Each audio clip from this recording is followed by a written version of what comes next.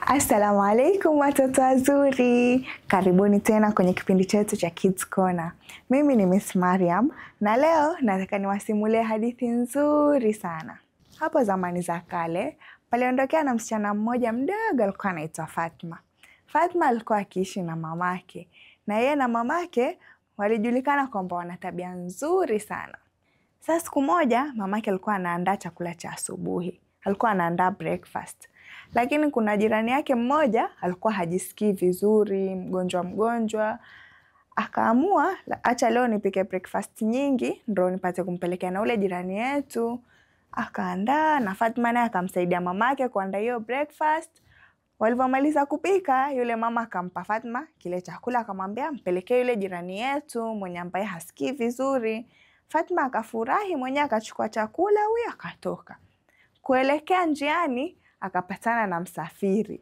Msafiri mmoja alikuwa ana njaa, hajakula kwa siku 3, mwenye ukimuona alikuwa anaonekana yuko weak, hana furaha. Yule msafiri alipoona Fatma amebeba chakula, akamsalimia vizuri, "Asalamu alaykum." Fatma akamjibu, "Alaykum salam." Akamwambia, "Mimi nakuomba unisaidie iko chakula chako, mimi nina njaa na sijakula kwa muda wa siku 3. Mpaka hata unavyoniona hapa siwezi hata kusimama, sina nguvu."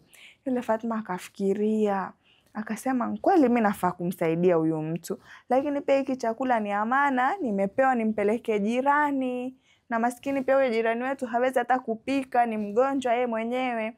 Na nisipompelekea atashikwa na njaa, hatapata chakula cha asubuhi."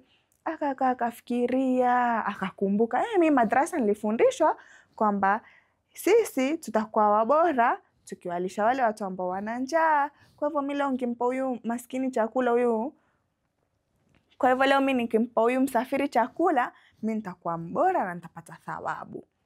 Basi akaamua tu, acha mimi nimpe chakula huyu msafiri, kisha mimi nitaenda kumuelezea mama, labda huenda ikawa kuna chakula extra anipe.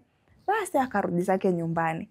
Alipofika nyumbani akamwambia mamake, "Mama, mimi nimepatana na msafiri, maskini alikuwa hana chakula na si tunajua pia hayuko kwao na alikuwa hana nguvu, anakaa amedhoofika. Mimi kabidi tu nimpe kile chakula ulioniambia nimpeleke jirani."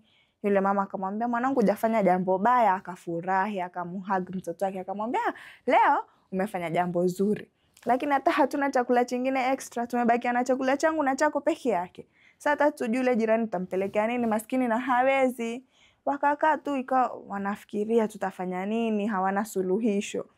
Yule jirani alikuwa ashamwambia, "Mimi nakuletea chakula cha asubuhi." Wakakaa, mara kidogo kuna mtu akaja akagonga mlango. Hodi. Akafungua, akapata ni mkulima mwingine hapo maarufu kwenye iko kijiji.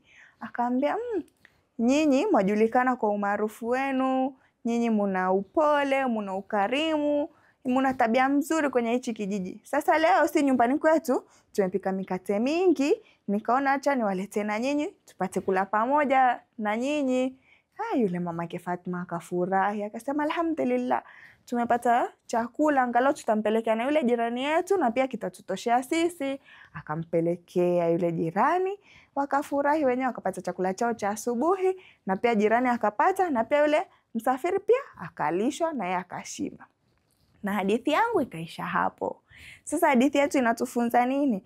Inatufunza kwamba ukimfanyia mwenzako wema na wewe pia utakurudia, utafanywa pia wema, labda hata mara zaidi ya mara yenye umefanyia ule mwenzako wema.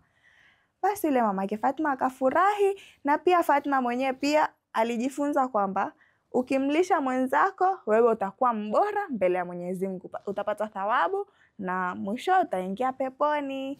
Maasalam.